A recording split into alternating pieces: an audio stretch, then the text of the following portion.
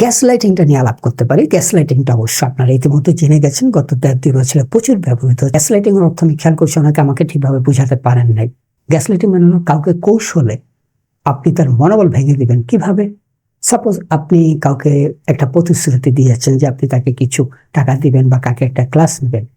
আপনি হয়তো প্রতিশ্রুতি দিয়েছেন তাকে কোনো একটা গিফট দিবেন বা একটা চাকরি দিবেন বা একটা কিছু।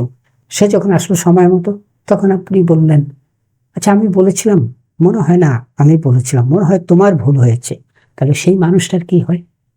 সে কিন্তু একটা সন্দেহের মধ্যে পড়ে যায় এবং বারবার যখন তার সাথে এই ঘটনা ঘটে, আরেকজন বলতেছে, না না আমি তো তোমাকে এই কথা বলিনি, তুমি মনে হয় ভুল শুনছো। আবার হয়তো বললো, না না আমি তো তোমাকে আসার কথা বলি নাই, তুমি তো বোধহয় ভুল শুনছো। এই যে ভুল বুঝছো, ভুল শুনছো, এগুলো দিয়ে কি করা হয়? এই ট্রিকি গেমের ফলে জেনে শুনে এটা করা হয়, যার ফলে তার কিন্তু নিজের প্রতি একটা সন্দেহ জাগে। আচ্ছা আসলেই তো মনে হয় সে আমাকে বলে নাই, তা আমি মনে হয় ধরে নিচ্ছি। গ্যাস লাইটিং মানে হচ্ছে কাউকে কারো চিন্তা ভাবনাকে ম্যানিপুলেট করে তাকে তার আত্মশক্তি, তার আত্মবিশ্বাসকে নষ্ট করে ফেলা বা কমিয়ে ফেলা, বা তার আত্মসম্মান যে বোধ আছে সেটাকে কমিয়ে ফেলা।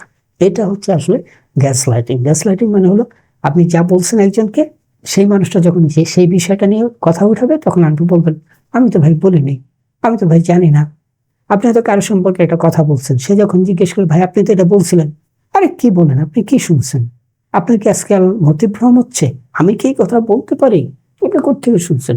This is call gaslighting. সে মানুষটা হয়তো বন্ধ হয়ে যাবে এবং তার সাথে যখন অনেকবার ঘটনাটা ঘটবে তখন সে কি হবে, তার তার মনোবল কমে যাবে, ভেঙে যাবে, আত্মবিশ্বাস কমে যাবে। গ্যাস লাইটিং কিন্তু পারপাসলি করা হয়, মানুষের মনোবল ভেঙে দেওয়ার জন্য এই ট্রিকি গেমটা খেলা হয়। It's not good.